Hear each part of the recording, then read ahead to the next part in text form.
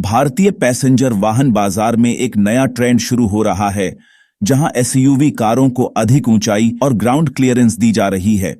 यह trend SUV कारों के लिए आकर्षक बना रहा है, क्योंकि यह उन्हें अधिक स्टेबिलिटी। एसयूवी कारें अब अपने सेगमेंट में सफल होने के लिए उच्च ग्राउंड क्लियरेंस के साथ लॉन्च की जा रही हैं। मारुति सुजुकी एस्प्रेसो भी इसी ट्रेंड का हिस्सा है। यह एक प्रकार की मिनी एसयूवी कार है जिसमें 1 लीटर का 3 सिलेंडर इंजन है। यह कार 70 PS की पावर के साथ आती है और इसमें 14 इंच के व्हील्स हैं। इसके साथ ही इसकी ऊंचाई, ग्राउंड क्लियरेंस कम होने के बावजूद यह कार आकर्षक बन गई है और लोगों की पसंद बन चुकी है।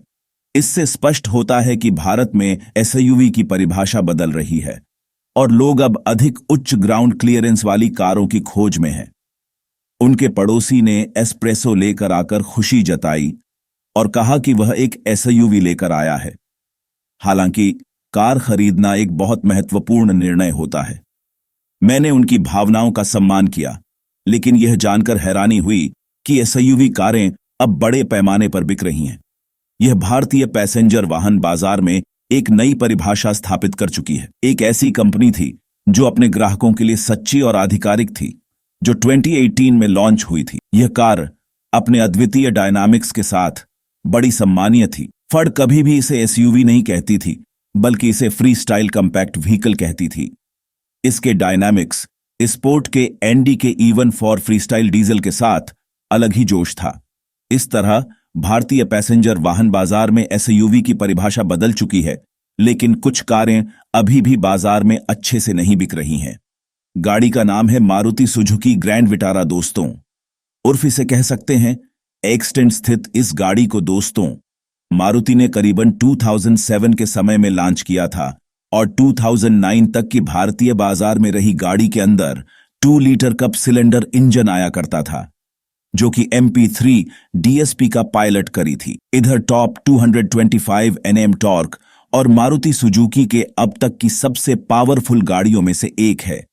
यह गाड़ी 204 V राइटिंग सिस्टम के साथ आती थी और इस गाड़ी की कीमत जो थी दोस्तों 16 लाख से 18 लाख रुपए के बीच में थी। दोस्तों, बस यही एक वजह तो यह गाड़ी फ्लॉप हो गई, क्योंकि मारुति सुजुकी के जो ब्रांड इमेज है आज की डेट में इंडिया में वह अफोर्डेबल कॉस्ट्स को लेकर था और उस जमाने में इन्होंने 18 लाख के आसपास की कीमत वाली गाड़ी उतारे, जैसे कारण ने लोग इसे नहीं खरीदा पसंद किया है और लोगों ने दूसरी बैंक की तरफ है। फिर उसके बाद दोस्तों मारुति सुजुकी ने भी एक नया फैसला बताया कि करीना और नेक्स्ट बनाया, जिसमें करीना के अंदर अफोर्डेबल गाड़ी और रक्षा उपयोगिता को सीधा यूवी वाहन के रूप में कहते थे और फर्ड की डायनेमिक्स को स्पोर्ट के एनड्यू के इवन फॉर फ्रीस्टाइल डीजल के साथ अलग अलग रूप में मजा आता था।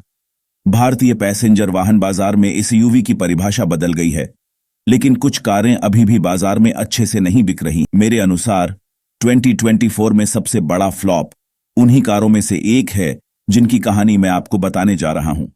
देखिए, वह पहली कार एक वास्तविक एसयूवी है, क्योंकि उसमें आपको 4x4 के रोड कैपेबिलिटीज के डायनामिक्स मिलते हैं, जो भारतीय पैसेंजर कार निर्माता से अग्रणी हैं। वह 2 लाख से ऊपर थे और जिन्हीं की पिछले 4 महीने की औसत बिक्री भी बस 300 कार्स पर महीने की आधारित थी।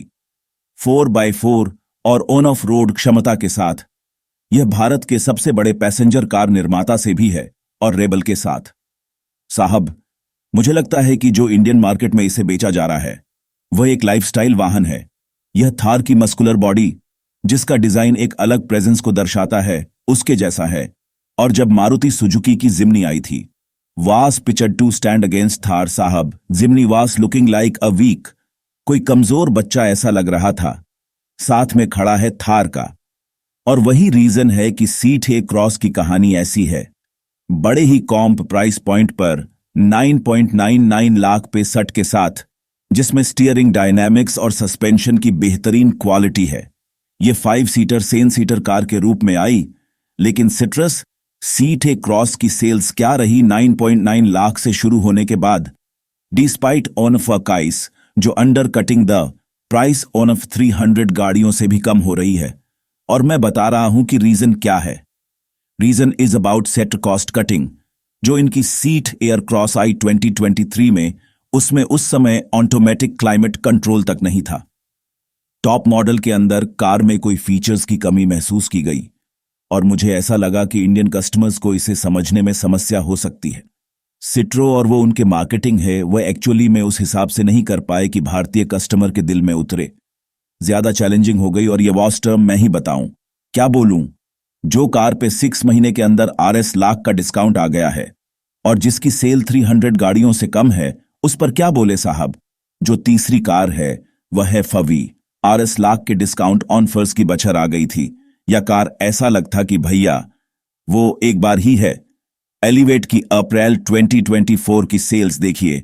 Look at the sales they just sold in 1731 cars और उसके मुकाबले कटा की गाड़ियां बिक रही हैं 15500 सेट्स और 6700 यूनिट्स जी मारा, 7600 कार्स हाई राइडर और 3200 कार्स वडाइगन।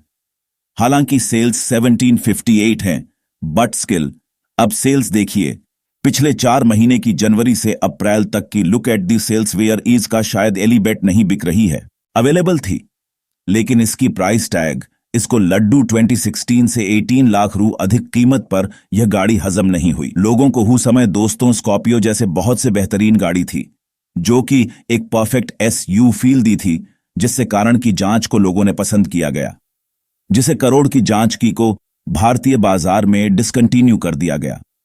और यह इनकी आज तक की सबसे बड़ी फ्लॉप रही है कि जैसी भारतीय मार्केट में हालांकि की जाएगी, भारतीय मार्केट में उपलब्ध है, लेकिन दुनिया भर के बजाय में बहुत अच्छी सेंस करती है और आज भी इसका वेजिटेबल है इंटरनेशनल दोस्तों। यह है वह 5 लोग गाड़ियां जो कि मारुति सुजुकी ने कभी भारतीय बाजार में भी लॉन्च, और यह गाड़ी बहुत बड़ी प्रॉपर रही है।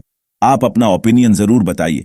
जो नंबर 5th कार है वह है true on road SUV market, या मैं कहूं वह मार्केट पकड़ ही नहीं पाए जो एक्चुअली उसके हकदार थे। लक्स जैसी ऑन रोड SUV आपको भारतीय पैसेंजर का मार्केट में देखने में मुश्किल होगी, लेकिन जिस हिसाब से कार प्रॉस्परिंग स्कीम चल रही है और डिस्काउंट्स भी चल रहे हैं, आप देख सकते हैं। और जो अगली 2 SUV हैं साहब, वो हैं D segment SUV jeep meridian and. लेकिन ऐसा लगता है कि यह जो D सेगमेंट कार्स है, इस पर अब भारतीय कस्टमर्स ध्यान नहीं दे रहे हैं, क्योंकि दोनों गाड़ियों की आप सेल्स देखिए, मुश्किल से 200 से 300 गाड़ियों की सेल्स रह गई है और डिस्काउंट्स भी जीप इंडिया की मेरिडियन पर बड़े तगड़े चल रहे हैं, जहां 280,000 रुपये के डिस्काउंट ऑफर चल रहे हैं ऑनफिशियली, और लोग दिए RVT aspiring for the mid size SUV को पसंद नहीं कर रहे हैं। अगर आपको यह वीडियो पसंद आया हो तो लाइक और शेयर जरूर करें और हमारे चैनल को सब्सक्राइब करना ना भूलें। आपके सपोर्ट से ही हमें और भी बढ़िया कंटेंट लाने का प्रोत्साहन मिलता है। आप किस गाड़ी के बारे में जानना चाहते हैं, हमें कमेंट्स में जरूर बताएं। तब तक के लिए खुश रहें, सुरक्षित रहें। धन्यवाद।